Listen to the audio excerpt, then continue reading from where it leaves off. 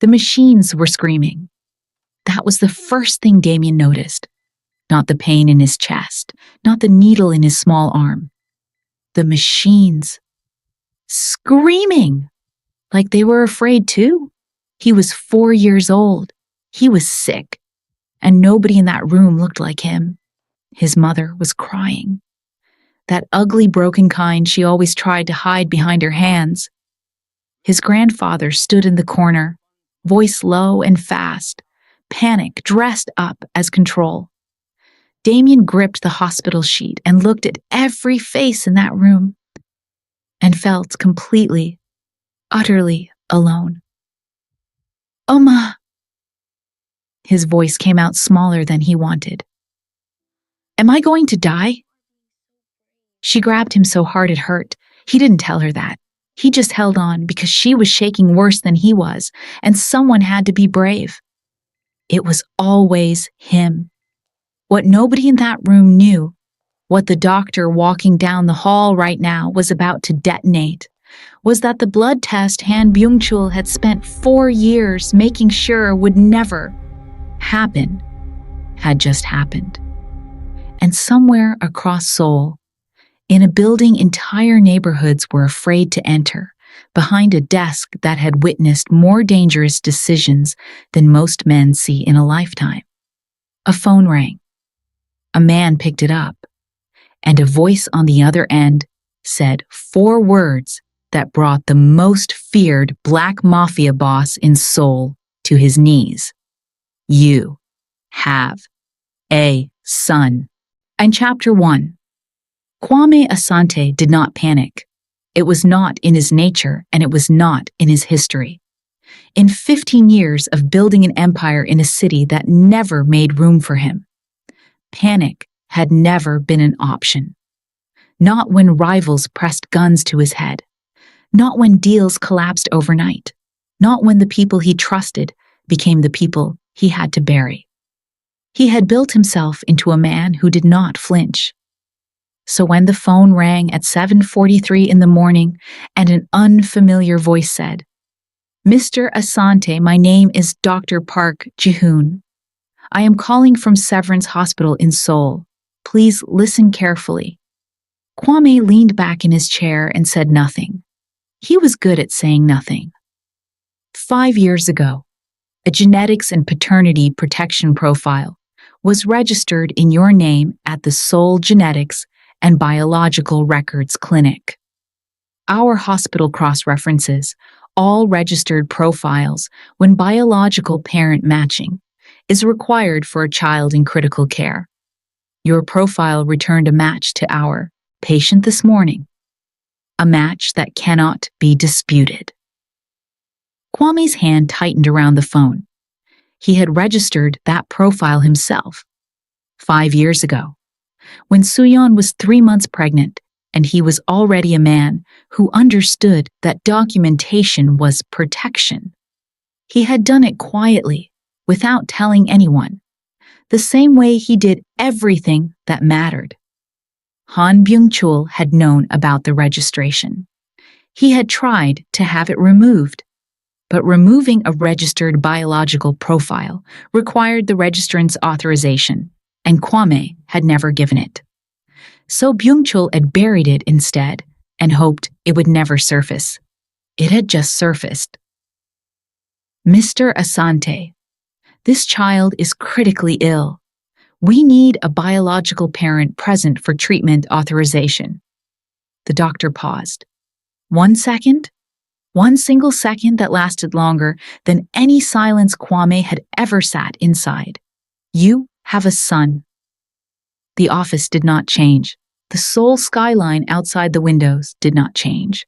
His second in, Command J was still standing at the door with a folder of morning reports. The coffee on the desk was still steaming. Everything looked exactly the same. And Kwame Asante felt the floor disappear beneath 15 years of carefully built ground. A son. He had a son. Which hospital? His voice came out steady. That was the only thing his body still knew how to do. Keep the voice steady while everything else caught fire. Severance Hospital, Sinchon. Pediatric Critical Care, Room 412, 4th floor. Kwame was already standing. He did not tell Jay where he was going. He did not call his lawyers.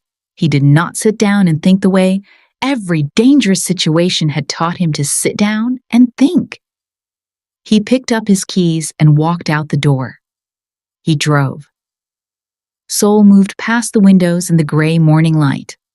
The Han River, the bridges, the city still waking up. And his hand stayed steady on the wheel while his mind went somewhere he had not allowed it to go in. 5 years, Han Soo-yoon, 8 months. That was what they had built quietly, in the stolen spaces that a black man and a Korean woman carve out for themselves in a city that has opinions about both of them. She argued with him about everything, not to win, but because she genuinely wanted to be proven wrong when she was. He had never met anyone like that. He had not met anyone like that since. Then her father called. Then her number was disconnected. Then the apartment they had shared was empty and clean, scrubbed of her like she had never been there. 3 messages he sent disappeared into silence. He had made himself one rule in the weeks after she disappeared. The rule he gave himself, the way he gave every order. Quietly and without room for revision. The Han family was a closed subject, not because he was afraid of what he would find, because he already knew what he would find, a woman who had chosen her world over him, a child that was gone, a grief so large that if he looked at it directly, it would swallow everything he was still building. So he looked away. He told Jay once, in one sentence that was never repeated, that the Han family did not exist as far as his network was concerned. For 5 years, nobody brought them up. Because nobody brought up the things Kwame Asante had decided were finished. The hospital appeared through the windshield. Kwame pulled into the lot, cut the engine, sat for 90 seconds. A son, 4 years old, sick, carrying her family name like an erasure, like someone had taken everything Kwame was and left it out on purpose. He got out of the car. The receptionist at the pediatric ward looked up when he approached. Han Damien's room. Not a question. Never a question with Kwame. Always a statement waiting for the world to catch up. Sir, visiting hours don't begin until Han Damien. Same tone, same stillness, she recalculated quickly. Room 412, 4th floor. But sir, there is already family present. He was already at the elevator. The doors opened on the 4th floor and Kwame stepped out and stopped. Not because he chose to, because 30 feet down the hall, standing outside a room with her back against the wall and her arms wrapped around herself, was Han Soo-yoon. 5 years older, 5 years quieter, 5 years of something heavy living behind her eyes that hadn't been there when he loved her. She looked up. The color drained from her face so completely, so instantly that Kwame understood. Before a single word was spoken, she had known. She had always known this day was coming. The 30 feet between them felt like a verdict. He walked toward her slowly, not because he hesitated, because every step was a sentence, and he wanted her to feel every single one. He stopped 3 feet away, close enough to see her hands trembling at her sides. Kwame? How old? His voice was so quiet it was almost gentle. Almost. Kwame? Please, let me explain. How old is he? The tear that fell down her cheek was not the answer, but it was. Kwame took one slow breath, looked at the door behind her. Room 412? White door? Small name on the chart. Han Damien. His son's name. Written in her family's name. as if he was never supposed to exist. He looked back at Soo-yeon. For one terrible moment she saw it. The thing behind the stillness, behind the controlled jaw and the steady voice. The grief. Raw. Enormous. 5 years deep. Then it was gone. Locked back behind everything he had spent 15 years building. I want to see him. Not a request. Soo-yeon pressed herself against the wall as he reached past her and pushed the door open. And Kwame Asante, the most feared black mafia boss in Seoul, stepped into the room where his son was lying in a hospital bed and stopped breathing. Damien was asleep. Small. So impossibly small. Curly hair spread across the white pillow. Brown skin against the white sheets. One tiny hand curled beside his face. He had Kwame's jaw, his mother's nose, and a face that made the world feel like it owed him an apology for every hard thing it had already planned for him. Kwame stood at the door for a long time. He did not move. He did not speak. He looked at his son for the very first time. And somewhere deep inside the empire he had built to feel nothing. Something cracked. Not broke. Not all the way, but cracked. Wide enough for everything to start getting in. To Chapter 2. Kwame did not sleep that night. He sat in the chair beside his son's bed and watched Damien breathe. That was all. Just watched him breathe. The machines were quieter now, still monitoring, but no longer screaming the way they had been when Kwame first walked through that door. The doctors had stabilized him. Temporarily, they said. They needed the biological parents' authorization to move to the next phase of treatment. They needed signatures. They needed decisions. They needed things Kwame had never been asked to give because nobody had ever told him he was allowed to give them. He signed everything they placed in front of him. Every form, every consent document. His hand never shook. His face never changed. But with every signature, he was writing his name back into a story someone had cut him out of. Soo-yeon had not left.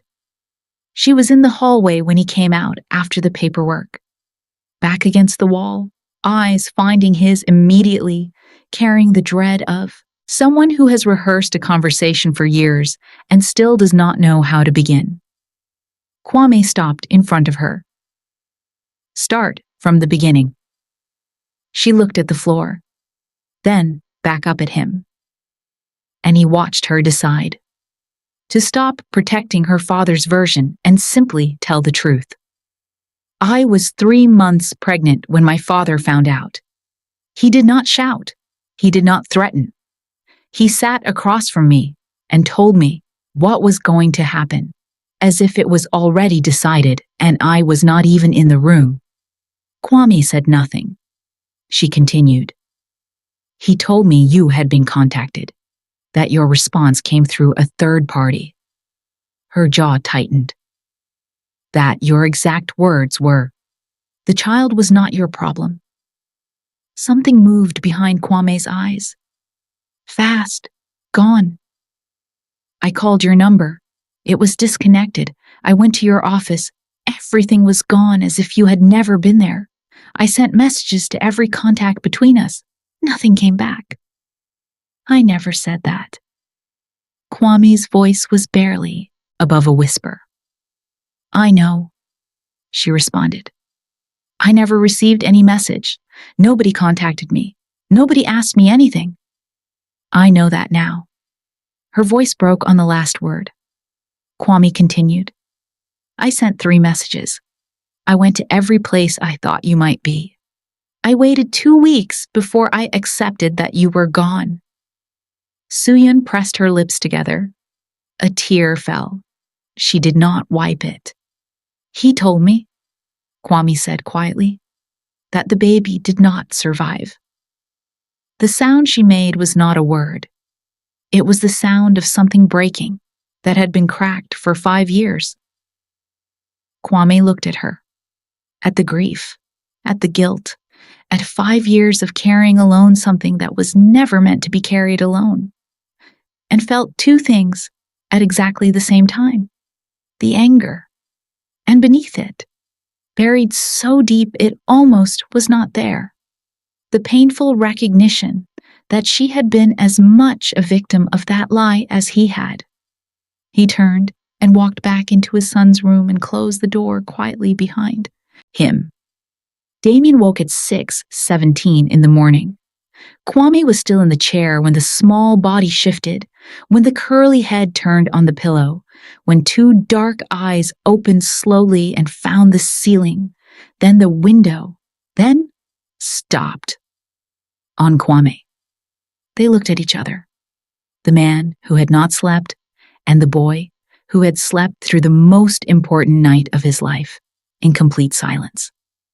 Damien did not scream, did not cry, did not call for his mother. He looked at Kwame like a child looking at something new, studying it, measuring it, deciding what it was before he allowed himself to react.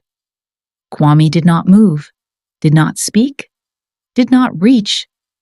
He let his son look at him for as long as he needed. Damien broke the silence. "You were here all night." Not a question, a statement. The way children say things they have already decided are true. "Yes." Kwame's voice came out softer than he intended. Damien thought about this carefully. "Are you a doctor?" "No." "Are you my Umma's friend?" A pause. "Something like that." Damien looked at him a moment longer, then at the IV in his arm, then back at Kwame. "I don't like the needle, but the nurse said if I don't cry, she will bring me a red popsicle. Did she bring it?" Damien's expression shifted, the ghost of something that wanted to be a smile but was not sure it had permission. "She forgot." Kwame looked at his son, at the dried tear tracks on his cheeks, at the way he held his small body even in a hospital bed, as if he had grown used to taking up only the space he was given. Something in Kwame's chest pulled so hard it almost showed on his face. Almost. "I will get you a red popsicle." Damien stared at him. "You can do that?" "I can do that." Another long look. Then, slowly, like a child extending trust 1 inch at a time, Damien nodded once. Kwame was at the nurse's station when Han Byung-chul arrived. He heard him before he saw him. The confident click of expensive shoes on, polished hospital floors, the low murmur of a man who entered every room as if it already belonged to him. Kwame turned slowly. Byung-chul stopped. 3 meters between them, the distance of a verdict. The older man's face rearranged itself quickly. Surprise buried, authority restored, chin lifted, the first weapon men like Byung-chul reach for in every confrontation. He looked at Kwame like he always did, like a problem that had been solved and had somehow returned. "Mr. Asante." Flat, formal. The greeting of a man who refused to give him the dignity of surprise. "Byung-chul." No honorific, on purpose. The older man's jaw tightened almost imperceptibly. "I think we should speak privately. There are matters regarding the child. His name is Damien." Kwame's voice did not rise. It simply landed, the way a door closing lands in a quiet house. "Say his name." A long moment. "There are matters regarding Damien," Byung-chul said, placing each word like a chess piece, "that require a conversation between reasonable adults. Then, have your lawyers call my lawyers." Kwame held up the small red popsicle the nurse had just handed him. "I have somewhere to be." He walked back toward room 412. Byung-chul stood at the nurse's station and watched him go. Watched this man, this black man he had spent 5 years removing from the equation, walked toward his grandson's room with a red popsicle, as if he had always belonged there. For the first time in a very long time, Han Byung-chul felt something he did not know how to answer. Kwame pushed the door open quietly. Damien was sitting up, small hands folded in his lap, watching the door with an expression so blank it cracked something open in Kwame's chest all over again. A 4-year-old who had already learned not to show too much wanting. Kwame walked to the bed and held out the popsicle. Damien looked at it, then at Kwame, then at it again. He took it with both hands and said a careful, formal thank you that sounded too old for his age. 감사합니다. Kwame sat in the chair, said nothing, just sat. Damien unwrapped the popsicle slowly, took a careful first lick, considered the flavor with great seriousness, then, without looking up, in the smallest voice, "Will you be here tomorrow?" Kwame looked at his son's face, at the blank expression he was holding like a shield, at the question asked as if the answer was expected to disappoint, at the face of a child who had learned to want very little, because very little was usually what he received. Kwame leaned forward, rested his elbows on his knees, brought himself down to his son's level. And when he spoke, his voice carried something nobody who feared him had ever heard before. "I am not going anywhere, Damien." The boy looked at him, with those dark eyes that were Kwame's own eyes, looking back at him from a face he had been denied for 4 years. And slowly, so slowly it was painful to watch. Kia, blank expression slipped, just for a second, just long enough for something warm and desperately hopeful to show through. Then, Damien looked back at his popsicle and said nothing more, but he moved, just slightly, closer to the chair where Kwame was sitting. Just a few inches, and Kwame stayed exactly where he was, not reaching, not pushing, not making it into something, just present. Completely, immovably, like he should have been from the very beginning. Outside the door, Suyeon stood in the hallway with her eyes closed and one hand pressed over her mouth, listening to the silence of her son trusting someone for the first time in his short life. Down the hall, Byung-chul was already on the phone with his lawyers, building the next wall before the last one had even finished falling. Chapter 3. The lawyers arrived at 9, 3 of them. Byung-chul's men, expensive suits, expensive watches, the faces of men who had spent entire careers making problems disappear quietly. They arranged themselves in the hospital's private consultation room, a small sterile space on the 2nd floor with a rectangular table, 6 chairs, and a window that looked out onto nothing but a concrete wall. Kwame walked in last. He brought no lawyers, no folder, no documents, no pen.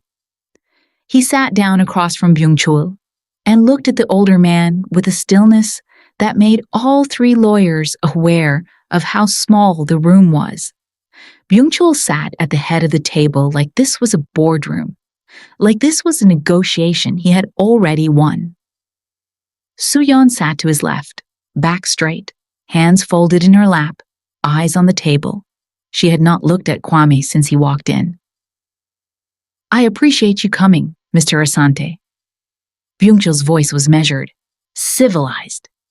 The voice of a man who believed that, if he kept things civilized enough, he could control what happened next. Kwame said nothing. "I think we can all agree that Damien's well-being is the priority here. His medical situation requires stability, a familiar environment, people he knows and trusts. People who registered him under a dead man's name." Kwame's voice was flat and factual. People who looked at that child for 4 years and called him nephew in his own home. The three lawyers shifted in their seats. Byung-chul's expression did not change. Decisions were made under difficult circumstances. You told me my child was dead. The room went very quiet. Soo-yeon's hands tightened in her lap. Byung-chul looked at Kwame across the table, and for one fraction of a second, something moved behind his eyes. Not guilt, but the recognition of a man whose foundation can no longer hold the weight of what he built on it. I told you what needed to be told at the time. You told me my child was dead. Same tone, same volume. Kwame was not going to allow that sentence to be softened or reframed or buried under better language. Say what you did. In this room, right now. Say it plainly. Byung-chul straightened. I protected my family. From what? From a situation that would have... From what? The repetition was not impatience. It was a trap, and it was closing. Byung-chul's jaw tightened. From a relationship that had no future. From a child born into circumstances that would have made his life harder. Kwame finished the sentence quietly. You were going to say harder. Because of me. Because of what I am. Nobody spoke. You looked at your daughter's child, your blood, 4 years old, lying in a hospital bed, and the first thing you built was a wall to keep his father out. Because his father is a black man who did not come from the right country, the right family, the right world. He leaned forward, both hands flat on the table. And now, you sit across from me with 3 lawyers in civilized language. Because that same black man is the only person in this building with the biological match your grandson needs to survive. The silence that followed was not empty. It was full. Full of everything Byung-chul could not answer. Full of 5 years of lies cracking at every joint. Byung-chul's lead lawyer cleared his throat and slid a document across the table toward Kwame. Mr. Asante, we have a proposal. Kwame looked at the document without touching it.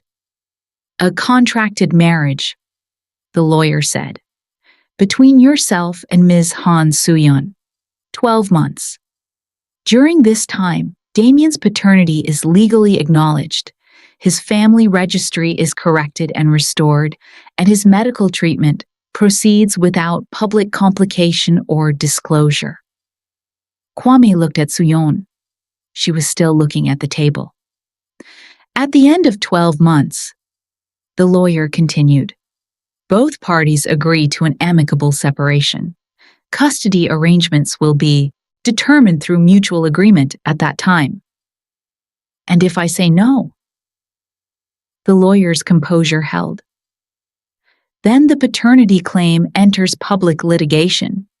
Damien's medical situation, his family registration, his entire history becomes a public record that follows him for the rest of his life.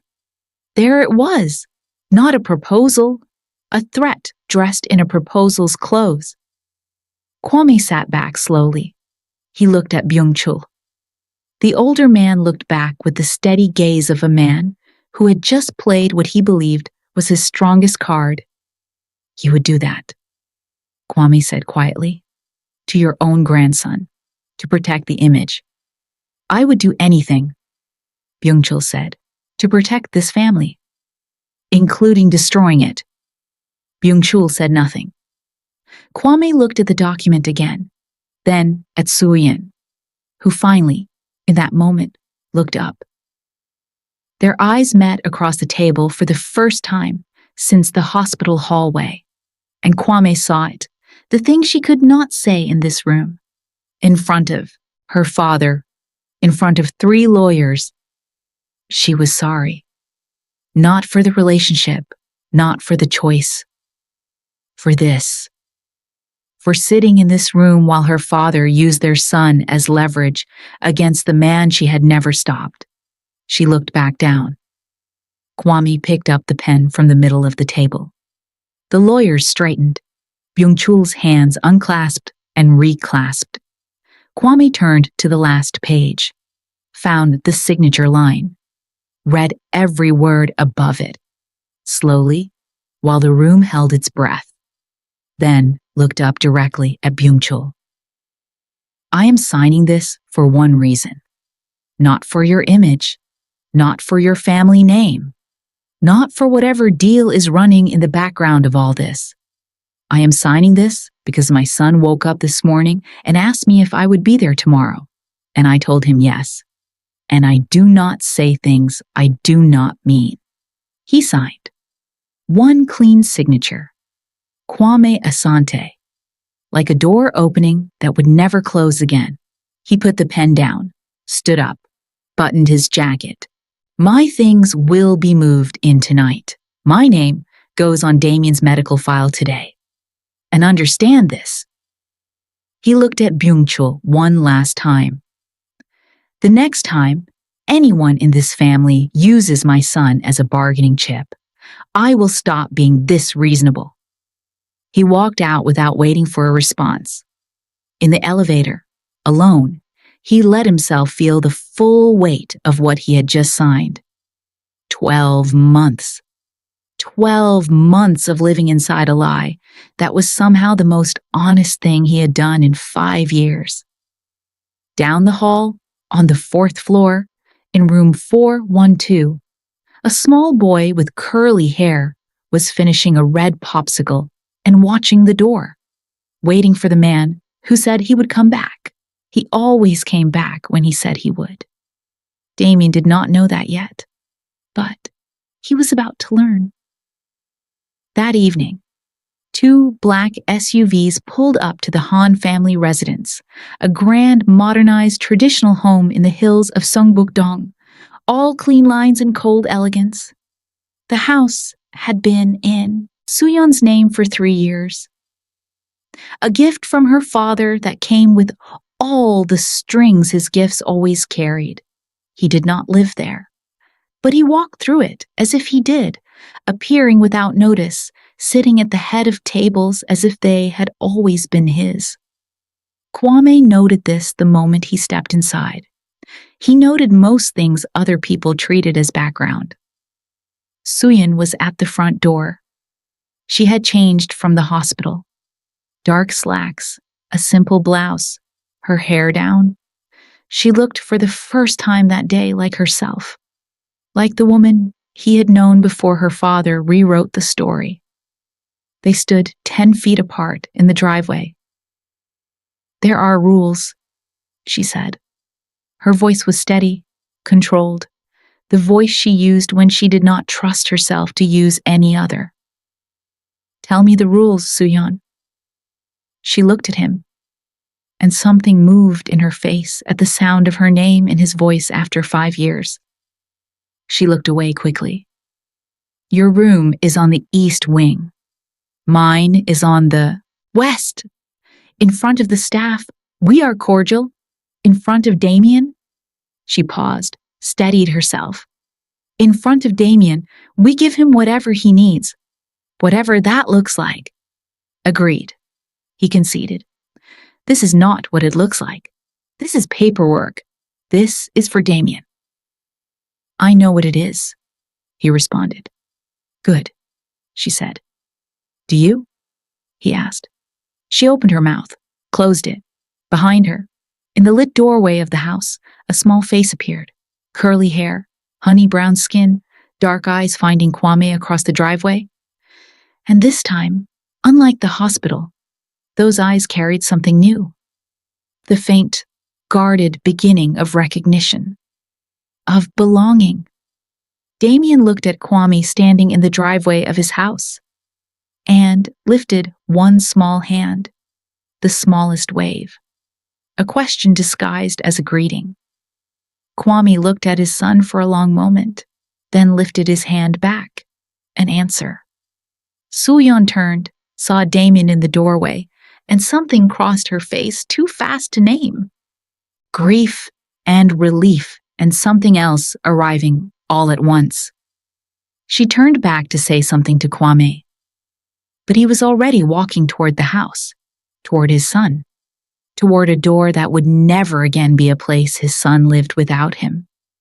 At the far end of the driveway, Byung-chul sat in his parked car.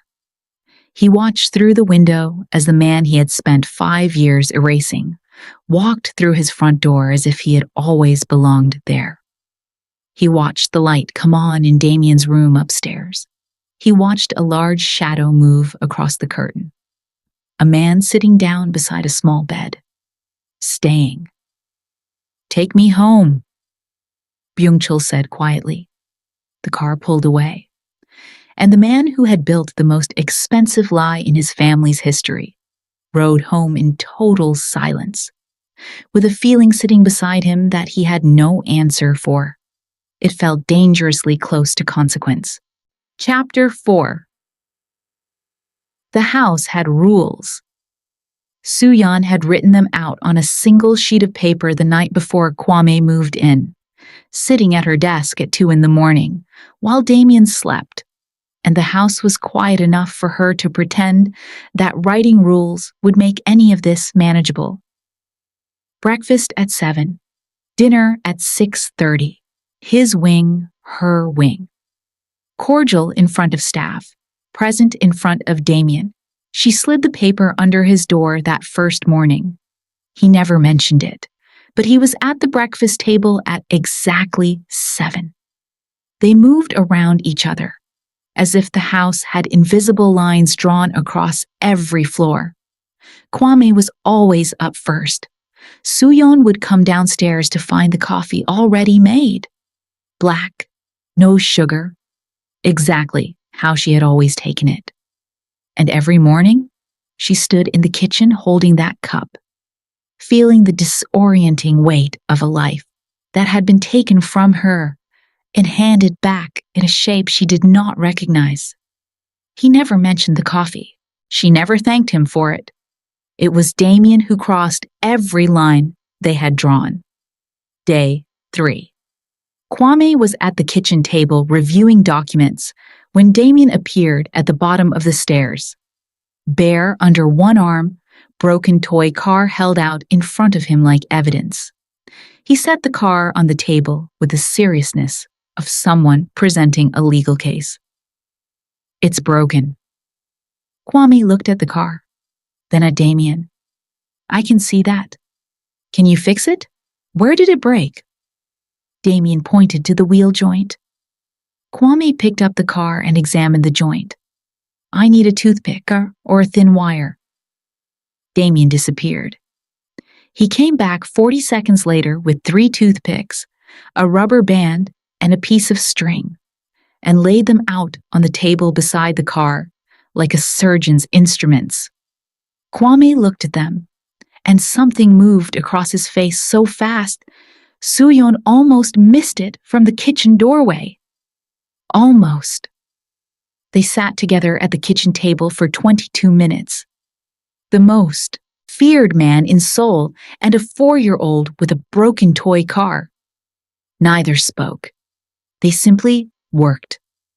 When the wheel clicked back into place, Damien rolled the car across the table with one small finger, watched the wheel turn, and looked up at Kwame with an expression so open and unguarded it was nothing like the blank face he showed everyone else.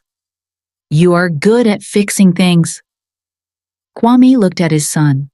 "Not everything," he said quietly. Damien considered this, nodded as if filing it away for later, took his car and went back upstairs. Soo-yeon turned back to the kitchen sink before Kwame could see her face. Day 4. Soo-yeon took Damien to the garden after lunch, just the two of them, sitting on the low stone bench beside the persimmon tree. She had been trying to plan this conversation for days. Every version was too long, too heavy, too full of adult shame. So she let it go and simply said it. "Damien, Mr. Kwame is your aboji, your father. He did not know about you before now, but he knows now. And he is here, and he is not leaving." Damien looked at her for a long time. Why did he not know? Because grown-ups sometimes make mistakes that take a long time to fix. Did you make a mistake? Soo-yeon looked at her son's face. The face that had been asking her questions she could not answer, since he was old enough to form the words. Yes, she said. I did. And I am fixing it. Damien turned the stone in his hand over once. Is he going to leave like the men who came to dinner and never came back? Soo-yeon's chest pulled so hard she had to breathe through it. She had not known he had been counting. No, she said. And she meant it more than she had meant anything in 5 years. Okay, Damien said. He put the stone in his pocket, slid off the bench, and walked back toward the house, then stopped, turned around. Oma. Yes. I already knew. She stared at him. I knew when he stayed in the hospital chair all night. People who are visiting do not do that. He went inside. Soo-yeon sat on the stone bench beside the persimmon tree and pressed both hands over her face and cried the way she had not let herself cry since the day her father sat across from her and told her what was going to happen. Day 5, dinner. The three of them at the long dining table. Damien sat between them. This had been his decision.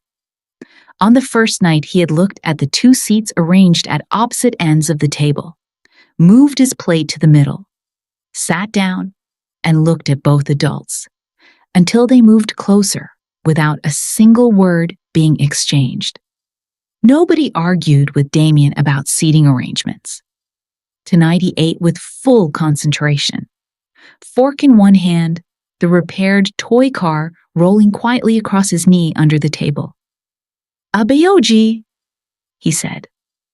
The word landed in the middle of the table like something fragile dropped from a great height. Something behind Kwam's eyes went still and deep. Yes, he said. His voice was steady.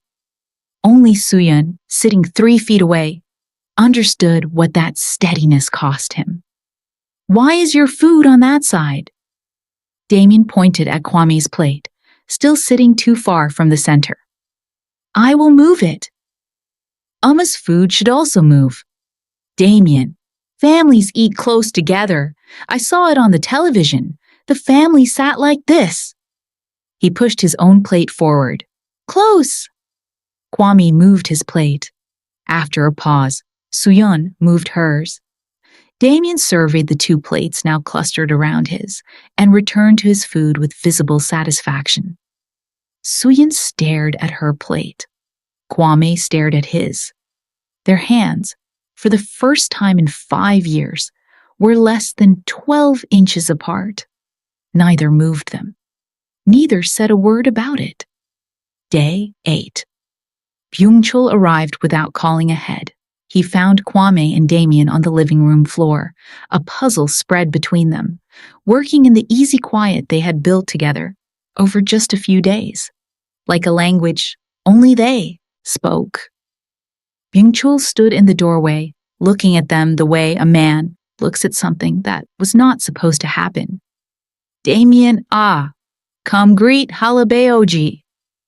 Damien got up, went to his grandfather, and bowed correctly. Small, formal, completely unlike the loose and easy child who had been on the floor 30 seconds ago. Kwame watched this and said nothing. Byung-chul patted the boy's head with the distant warmth of a man who loved the idea of his grandchild more than the actual child in front of him. Then he looked at Kwame. He needs a Korean tutor. His Hangul is behind for his age. He should also begin Taekwondo. Han family men have always... He already has a tutor. She starts Thursday. Kwame did not look up from the puzzle. And Damien will choose his own activities when he is ready. I am not raising a resume. I am raising a child. The atmosphere in the room changed. I am his grandfather. Byung-chul said carefully. I have been part of his life since you decided what his life would look like. Without asking me. Without asking him. Without asking anyone but yourself. Kwame looked at Byung-chul directly. That part is over now. Not a threat. Not a raised voice. A fact stated by a man who had already decided how things were going to go and was simply informing the room. Damien looked between both men, then went back to the puzzle. Abeoji, you put the blue piece in the wrong place. Kwame looked down at the puzzle, then at Byung-chul. One last look, brief and complete, and sat back down on the floor beside his son. Show me, he said. Byung-chul stood in the doorway of a room that no longer arranged itself around his presence, and felt something shift beneath a life he had spent decades making sure stayed exactly as he wanted it. Day 9. 3 small knocks. Midnight, just outside Kwame's door. He opened it. Damien stood in the hallway, pajamas bare under his arm, eyes wide in the dark. Dried tears on his cheeks. He said one word. Nightmare. Kwame stepped back from the door. Damien walked in, climbed onto the bed with the confidence of a child who has decided something belongs to him, settled against the pillow, tucked his bear under his chin, and looked at Kwame standing in the middle of the room. You are not going to sleep in the chair. Kwame looked at the chair, then at the bed, then at his son's face, the dried tear tracks, the wide dark eyes, the bear held tight. And something inside the wall he had spent 15 years building around himself simply let go. He crossed the room and lay down on top of the covers on the far side of the bed. Damien looked at him with approval. Then he turned over, tucked his bear under his chin, closed his eyes, and was asleep in less than a minute. Kwame lay in the dark beside his son, listening to him breathe. The same breathing he had watched from a hospital chair 9 days ago, not knowing if he would get to hear it again. He was hearing it now, in a house that was not yet a home, beside a child who had walked down the hall in the dark and knocked on his door as if he had always known exactly where his father was. Down the hall, Soo-yeon lay awake in her own bed, listening to the silence of a house that had carried the wrong kind of quiet for 4 years, and feeling it change, room by room, night by night, one small pair of socked feet at a time. Day 11. Byung-chul came for dinner.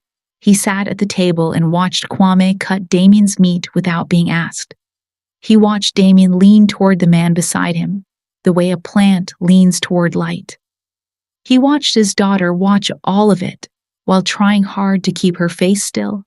He had expected distance, cold professionalism, 2 people going through the motions. He had not expected this. He had not expected Damien to look at Kwame Asante like that. After dinner, when Soo-yeon took Damien upstairs, Byung-chul and Kwame sat alone at the table for the first time since the consultation room. Byung-chul looked at the man across from him. He looks at you the way he has never looked at anyone in this house. Kwame said nothing. I want you to know. Byung-chul stopped. His jaw worked around something that did not fit his mouth. I want you to know that Not yet, Kwame said. Byung-chul looked at him. Whatever you're about to say, I am not ready to hear it, and you are not ready to mean it, Kwame finished. A long silence. When you are, Kwame said, standing, I will be here.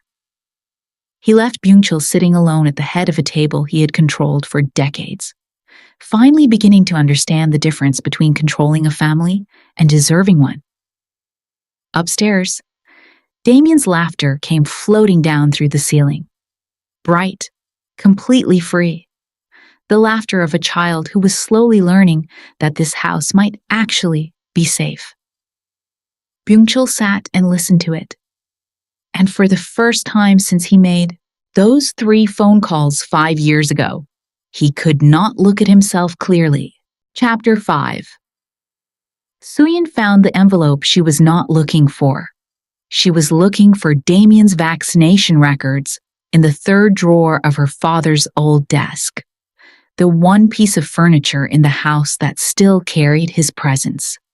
When her hand found something that did not belong, a plain white envelope, unsealed, no name on the front, she almost put it back. She did not put it back.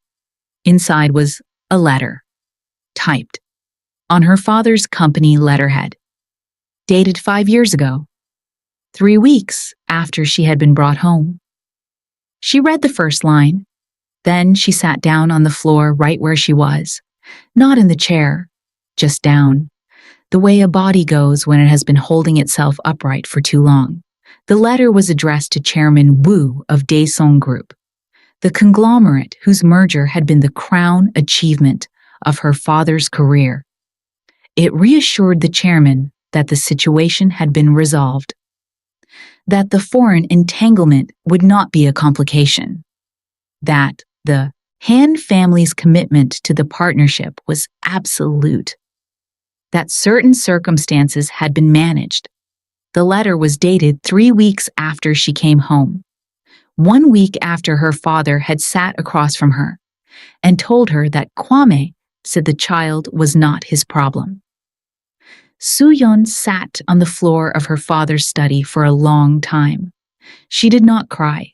She had no tears for this. What she felt was something colder. The understanding that the story she had been living inside was not written for her. It was written around her. She had not been protected. She had been managed like a problem to be solved. She came downstairs the next morning before the house was awake and found Kwame already at the kitchen table, not working, not on his phone, just sitting, coffee in front of him, staring at nothing, the way a man looks when he is somewhere else entirely and does not know anyone can see him. Soo-yeon sat down across from him, set the letter on the table between them. Read it. He picked it up. She watched his face while he read, watched the almost invisible tightening along his jaw, watched his breathing change. He set the letter down. The merger. Yes. He separated us for a business deal. He told himself it was for me. Her voice was flat, not because she felt nothing, because she felt too much.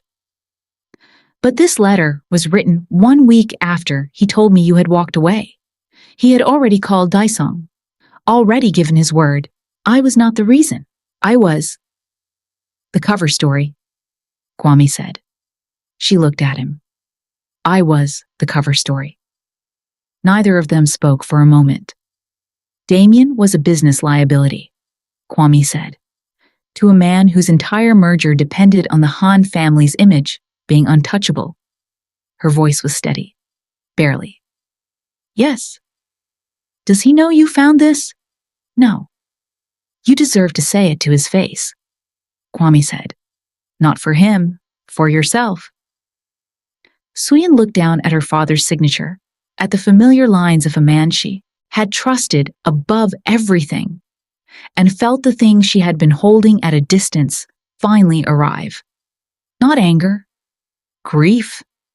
The grief of loving someone and learning they did something like this, and understanding that both of those things can be true at the same time without either one canceling the other. Her hand on the table trembled. Just once. Kwame placed his hand over hers, not holding, not gripping, just there. Present the way he had been present since the moment he walked through that hospital door. From upstairs, Damien's door opened. Small feet on the floor, Kwame moved his hand. Soo-yeon picked up her coffee. Damien appeared in the doorway. Hair everywhere, bare under his arm, face soft with sleep. He looked at both of them, climbed into his chair and looked at Kwame. 6:30 counts as morning run time. Soo-yeon looked at her coffee to hide what her face was doing. Kwame stood up. Go put your shoes on. Damien was off the chair and up the stairs, before anyone could say another word. Kwame folded the letter and handed it back to Soo-yeon. When you are ready, he said. She held it against her chest for a moment, against the place where something had been slowly breaking for 5 years, and was only now beginning to understand that breaking and opening can sometimes be the same thing. The call came on Friday afternoon. Kwame was in the garden with Damien, watching him arrange stones under the persimmon tree. Small to large, darkest to lightest, each one placed with care, when his phone rang. A number he did not recognize, but the weight behind it felt familiar. He stepped away from Damien, not far, always within sight, and answered. Mr. Asante, my name is Shin Woo-sung. I believe you know who I represent. Kwame said nothing. I am calling as a courtesy. Certain parties are becoming uncomfortable with the current arrangement. The domesticity of it was not what was expected. People are beginning to ask whether the Han family's commitments remain what they were. Which people?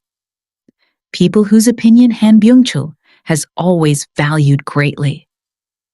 Kwame watched Damien place a stone, examine it, adjust it, get it exactly right. Tell those people this conversation did not happen. And if it happens again, the next call will not be to me.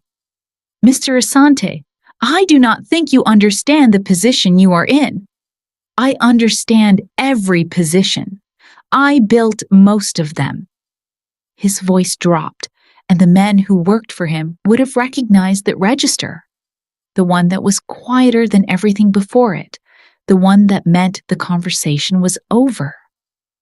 Tell Daesung the Han family is no longer their concern, and tell Shin Woo-sung that I know exactly how he acquired the Incheon property in 2019, and I have excellent records. The line went silent. Have a good afternoon. He ended the call, crossed the garden and sat beside Damien in the grass. Damien did not look up. Who called? Business. Is it finished? Yes, it is finished. Damien placed the last stone, looked at the line, then looked up at his father. Good. I do not like it when you go somewhere else, even when you are still here. Kwame looked at this boy, 4 years old, already naming the loneliness of a person who is present in body, but absent in mind. A loneliness he had lived his whole short life. A loneliness he refused to accept from anyone, even his father. I am here, Kwame said. Damien turned back to his stones. I know, he said. Kwame put his phone face down in the grass. The Empire could wait. That night, Soo-yeon put Damien to bed. Same book, same 3 pages, same glass of water, bare under the left arm, always the left. She turned off the lamp. Amma? Yes. Is Abayoji going to leave when I get better? The question landed in the dark like a hand pressing down on a wound she had not known was open. She kept her voice steady. Where did you hear something? Like that?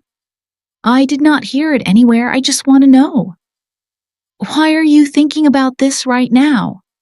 Because I think about it all the time. In the dark, she could see the outline of her son. Curly hair on the pillow, bear tucked under his arm, eyes open, looking at the ceiling. You do not need to worry about that. That is not an answer. She stood up. I love you. Go to sleep. She walked out before he could ask again, closed the door softly, and stood in the hallway with her back against the wall, the same posture as the hospital corridor, except now there was no distance long enough to stand between herself and the answer she did not have. Kwame was already there.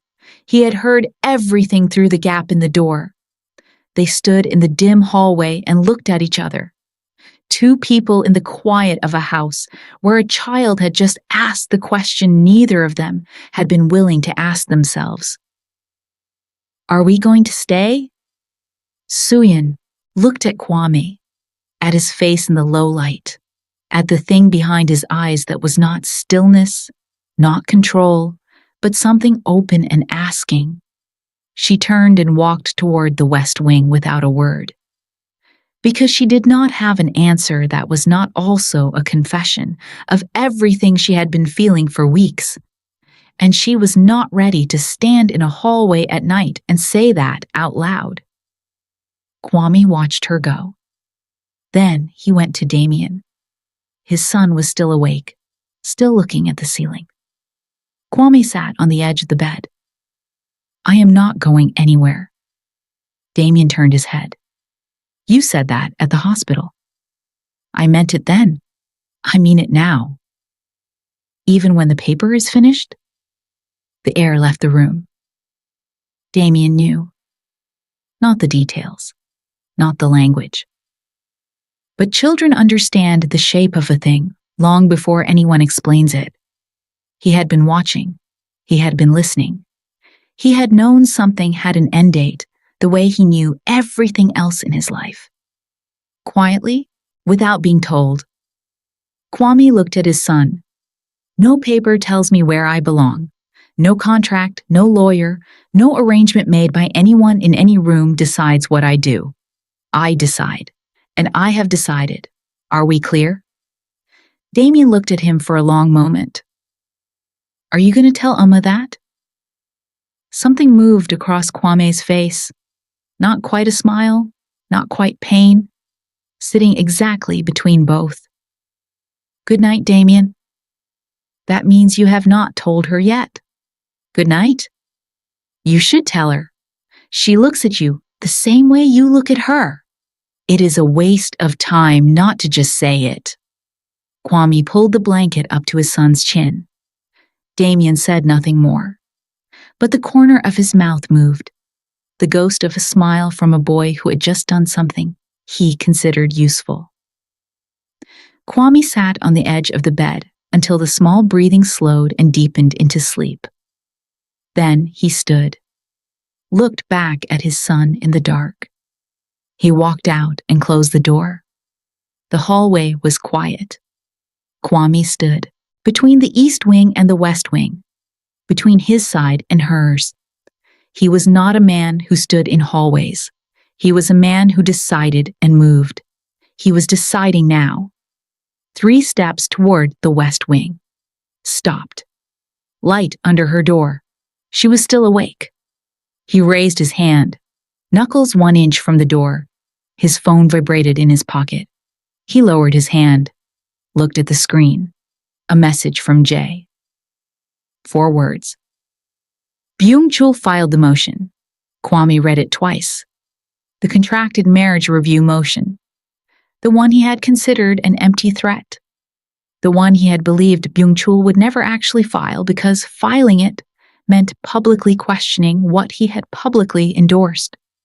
Had been filed. Tonight. Quietly. Without warning. The way Byung-chul did everything. Like a man who had been waiting for the moment when everyone stopped watching. Kwame put the phone in his pocket, looked at Soo-yeon's door, the light still on. She was on the other side of that door, not knowing that her father had just moved, that the man who had managed her once was preparing to manage her again, that everything they had been building in this house, room by room, night by night, was already in the crosshairs of the same person who destroyed it the first time. Kwame looked at her door once again and knocked 3 times, the same as his son. The light under the door did not move. Then footsteps. Slow. The steps of a woman making a decision with every one. The door opened. Soo-yeon stood in the gap, face unguarded in a way she never allowed in daylight, eyes asking a question she had not yet formed into words. Kwame looked at her. Your father filed the motion tonight. The color left her face. He is going to try to undo this, Kwame said, the same way he undid it the first time, quietly, before either of us sees it coming. Soo-yeon stared at him. So, I need to ask you something, Kwame said, and I need an honest answer. Not for Damien, not for the contract, for yourself. She waited. The hallway was completely still. Is this real to you? The question sat between them like a lit match, held over everything they had both been calling paperwork.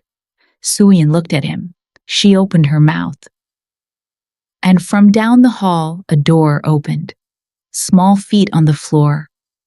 Damien appeared at the end of the hallway. Bare under his arm, hair everywhere, eyes moving from his father to his mother and back again. He looked at both of them, standing in the open doorway, and in the voice of a child who has been waiting for the adults around him to catch up. Are you two finally going to figure it out? Neither of them answered. But for the first time, standing in a hallway at midnight, with a motion filed in the dark, a question left unanswered, and a 4-year-old watching them both with his father's eyes, neither of them looked away from each other. The house had never been this quiet, or this close to. Everything falling apart, and everything finally beginning. To be continued. If you have stayed in this far and can't wait for part to drop soon, drop a comment and tell me how you feel about the story. And don't forget to drop a like and subscribe.